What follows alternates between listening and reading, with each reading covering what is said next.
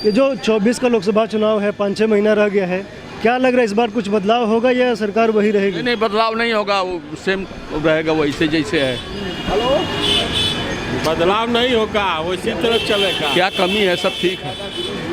विपक्ष का महागठबंधन हो गया है, वो होने दीजिए, उससे कुछ फर्क नहीं पड़ना। वो अपने आप में लड़ जाएंगे और टूट टाट कर किनारे हो जाएंगे। तो कह रहे मोदी जी का जो क्रेज पहले था, क्रेज समाप्त हो गया, 10 साल उनको और बढ़ा है, इन लोगों के आने से और बढ़ा है। आपसे थोड़ा ले लीजिए। बताइए चाचा, आप बताइए बदलाव होगा, बदलाव होगा। तो किसको इस बार आना चाहिए? अब आना गठबंधन में अब प्रत्याशियों के ऊपर निर्भर करता है कि कौन प्रत्याशी मिल के अच्छे प्रत्याशी लावें। जो भाई अब प्रधानमंत्री का क्षेत्र है, काज उनका बहुत अच्छा रहा है यहाँ, तो अब इसलिए अब उसके उनके टक्कर का यदि कोई आएगा तभी उनको दे सकता है, अन्यथा तो कोई गठबंधन का मतलब ये नहीं है कि कोई किसी को ले आके खड़ा कर दीजिए तो कोई जीत जाए, ये नहीं होगा। तो जब भी आएगा प्रत्याशी अच्छे होंगे तो होगा। वैसे प्रधानमंत्री का क्षेत्र है, इस क्षेत्र से बनारस से बदलाव नहीं होगा। बनारस से नहीं, पीएम के रूप में किसको देखना चाहिए? के रूप में बदलाव होना है, क्योंकि अब इससे 10 वर्ष की जो है एंटी कैंपेंसी जो है बहुत ज़्यादा, अब इसीलिए बदलाव लोग चाहेंगे, बदलाव करेंगे। चाचा आप बताइए, क्या सर? बदलाव होना चाहिए या जो सरकार है वही रहना? सभा में कि विधानसभा के लिए पूछ रहे हैं? पीएम के लिए कोई नहीं, बस वही एको हम द्वितीयो नास्ती। हाँ, बस वही रहेंगे, जो चल रहा है वही चलेगा। चाचा कह रहे हैं बदलाव होना चाहिए। होना चाहिए ना, लेकिन जब कोई कारण रहेगा तब ना बदलाव होगा। कोई रीजन नहीं दिखाई पड़ रहा है बदलाव का। क्या बदलाव चाहते हैं? कह रहे कि महंगाई बढ़ गई है, बेरोजगारी नहीं, महंगाई और सही हो गई है हमारे ख्याल से। महंगाई सही है, सब गाड़ी घोड़ा निकल रहा है, एकदम जनता खुश है बनारस की। चाचा क्यों बदलाव होना चाहिए? ये कह रहे कि कोई समस्या नहीं है, सब ठीक चल रहा है। देखिए, ये समस्या सब जानते हैं, समस्या से जो कह रहे हैं कि समस्या नहीं है, वो सब समस्याग्रस्त हैं। लेकिन अब वो समस्या को अभिव्यक्त करने में संकुचाहट हो रही होगी या कोई और कारण होगा जिस कारण से वो अभिव्यक्त नहीं होना चाह रहे होंगे, अन्यथा होना नहीं चाहिए, क्योंकि काफ़ी चीज़ें हैं, बदलाव के बहुत आधार हैं। क्या समस्याएं हैं? समस्याएं तो तमाम हैं, समस्या छोड़ के और अच्छाइयाँ कहाँ हैं? एक बनारस की बात नहीं है, यहाँ नहीं समस्या, यहाँ तो बिल्कुल फिट है। प्रधानमंत्री के क्षेत्र होने के नाते बहुत काम, बहुत योगदान, लेकिन देश पैमाने पर ये बनारस नहीं, पूरा देश है, और भी जगह है, तमाम सब समस्या है। अच्छा, विपक्ष वाले कह रहे हैं कि जातिगत जनगणना होनी चाहिए, ओबीसी ये सब क्या कहेंगे? जनगणना ये सब अपनी अपनी बचाव और रक्षा के उपाय में सब अपना अपना आधार पॉइंट बना रहे हैं। जनगणना इसको कौन मना करेगा? देश में सबका सहभागिता है, सबकी योगदान है, तो कम से कम उनका भी एक अनुपात आना चाहिए कि उनकी क्या है, नहीं है जनसंख्या है। उसके बाद जो विकास का खाका खिंचाएगा तो अच्छा खिंचाएगा, सबको अंश मिलेगा। ये बता रहे हैं कि समस्या है, लेकिन आप लोग बताना नहीं चाहते, कोई भय होगा या कुछ और कारण होगा? सर वो सही जो है, जो देश चला रहे हैं हम लोग के निगाह से बहुत अच्छा ढंग से चल रहा है, कोई कमी नहीं है, कोई कमी नहीं है, सब ठीक है।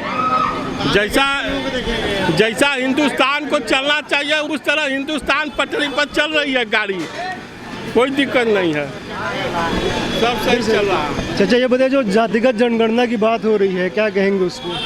होना चाहिए, इसमें क्या दिक्कत है? कोई दिक्कत नहीं है, होना चाहिए। वो कह रहे हैं जिसकी जितनी आबादी उतनी हिस्सेदारी उसकी। हिस्सेदारी से क्या मतलब है? होना चाहिए, जनगणना होना चाहिए, कम नहीं होना चाहिए। जातिगत जनगणना होने से कि लोग उसी के ऊपर रुझान करेंगे अपने मतों के लिए, लोगों के जिनकी जितनी आबादी ज़्यादा होगी, ये चारों वर्ण से ज़्यादा लोगों का देखेंगे, जिससे फ़ायदा होगा उसका प्रयोग चालू कर देंगे। तो सबसे बेटर संगठित अगर बनाना है क्या नाम हिंदुत्व को, तो आवश्यक है कि जाति मनगणना ना करें, एक सनातन के ऊपर में जनगणना करें, वो ज़्यादा बेटर है कि कितने हिंदू हमारे देश में हैं पूरे। आप कहाँ से? सर मैं बनारस से हूँ। जातिगत जनगणना सर हमें लगता है कि कास्ट जो कास्ट के हिसाब से करते हैं, उसके बजाय हम 2 जाति को रखना चाहिए, एक गरीब एक अमीर, क्योंकि गरीब किसी भी जात में हो सकते हैं और अमीर ज़रूरी नहीं है कि वो अपर कास्ट में ही रहें। अमीर नीचे भी रहते हैं, तो उनको सर मेरे हिसाब से दो ही कैटेगरी रखना चाहिए, एक अमीर एक गरीब। उसी हिसाब से लोगों को जो लाभ होता है कास्टिज्म का, जो आरक्षण होता है, उसी हिसाब से उनको रखना चाहिए।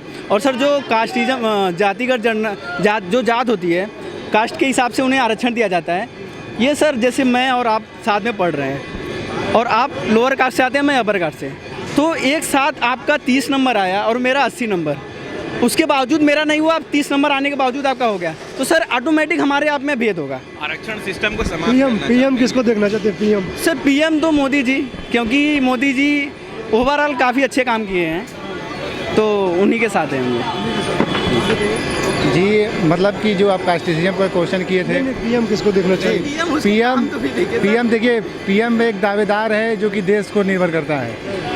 हम लोग बहुत देखा, जैसे रसिया कंफ्लिक्ट देखा, फिर अभी हमास इजराइल है, तो अपने बात को, अपने देश के, अपने जनता की जो भी बात हो, अपने पूरी देश को जो प्रतिनिधित्व कर रहा है, तो उस अपने बात को कितने आसानी से रख सकता है, कितने दावा से रख सकता है, तो ये भी निर्भर करता है। और जहाँ तक बात रही बेरोजगारी और डेवलपमेंट की बात रही, तो ये जो है ये समय के हिसाब से चेंज होता रहेगा। और जो महंगाई की बात रही है, तो महंगाई तो होना ही है। कभी हम लोग 2 रुपये में खाते थे, आज 10 रुपये, 50, 100, 5, तो ये बात की समय का है कि जो ऐसे समय होगा, समय पर निर्भर करेगा कि क्या महंगाई होगी। और बात रही तो महंगाई हो रही, तो इनकम भी हम लोग का बढ़ रहा है। पहले हमारे माता पिता रहते 10,000 पर थे, आज 25,000, 30,000 हम भी कमा रहे हैं, हमारे माता पिता भी कमा रहे हैं, तो समय के हिसाब से होगा।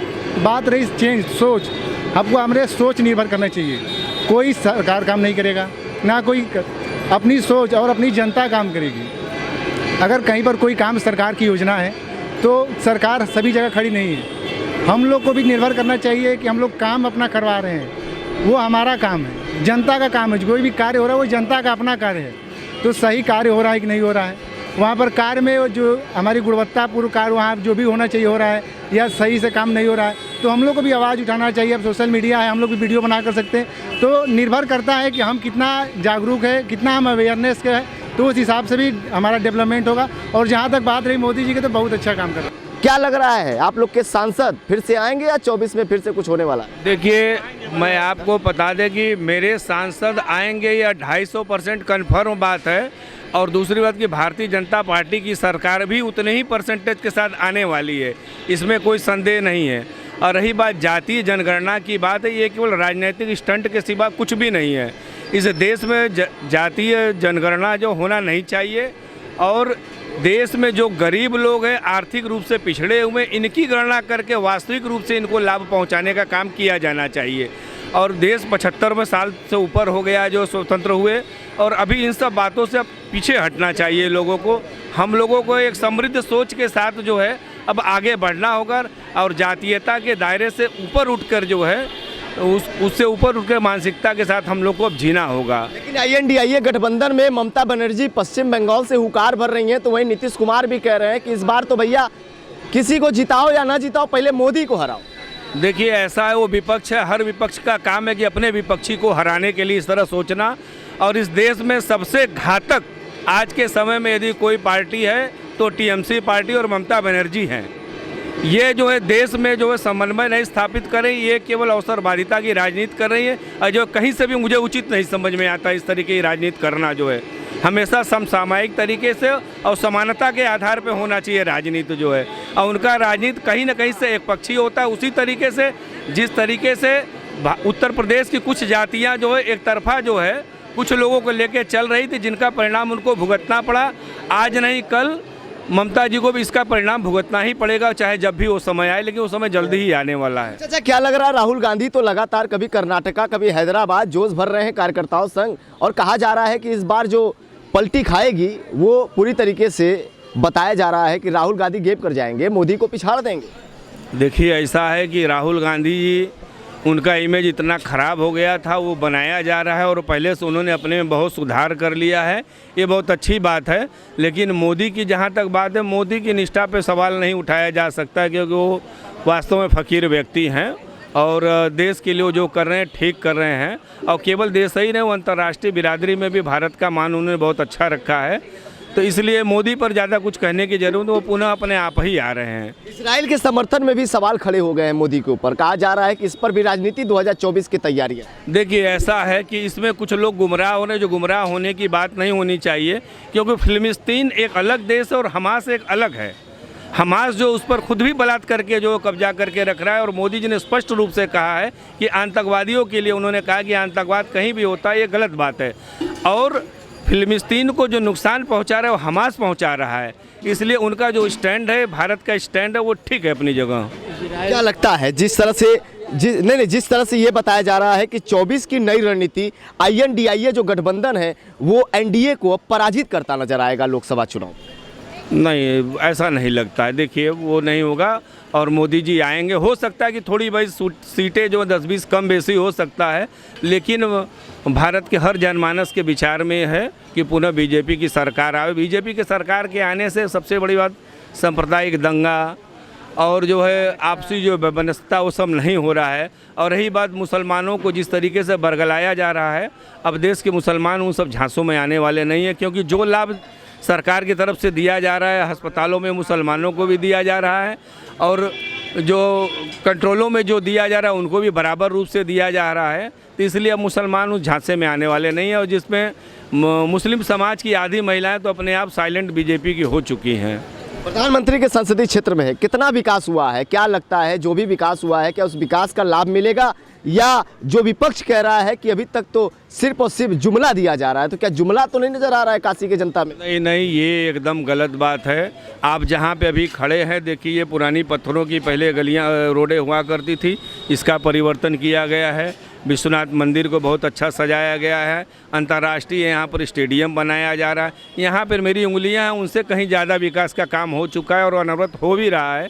इस विषय पर और कुछ कहने की ज़रूरत नहीं है, और कहीं भी किसी को संदेह नहीं हो जाए। बनारस की जनता ठीक से महसूस करती है इस बात को कि विकास हो ही रहा है। और रही बात, इतनी बड़ी जनसंख्या में कुछ लोगों के मन की बात नहीं होगी और होनी भी नहीं चाहिए जो है। लेकिन जिस तरह से भाई साहब आपसे भी जानना चाहेंगे, आप प्रधानमंत्री के संसदीय क्षेत्र में लोकसभा का चुनाव काफ़ी नज़दीक हो रहा है, बिहार में जातिगत जनगणना लागू कर दी गई है, लोग कह रहे हैं कि प्रधानमंत्री अपने संसदीय क्षेत्र और यूपी में क्यों नहीं कर पा रहे? यहाँ पर जाति जनगणना करने का कोई प्रश्न नहीं है। यहाँ पर सर्वे भवन्तु सुखिनः सर्वे सन्तु निरामया और सर्वे भद्राणि पश्यन्तु माँ कश्चित् दुःख भाग् भवेत्। और यहाँ पर भरपेट भोजन, एकदम सब जनता खुश है। जाति जनगणना वहाँ होगी जहाँ ज़रूरत है इसकी, यहाँ कोई ज़रूरत नहीं है यूपी में। चाचा, कहीं ऐसा तो नहीं कि बंगाल वाला खेला हो जावे? अब देखिए, अभी नहीं कुछ कहा जा सकता है, अभी समय बहुत है और अभी राजनीति का पासा बहुत करवट लेगा।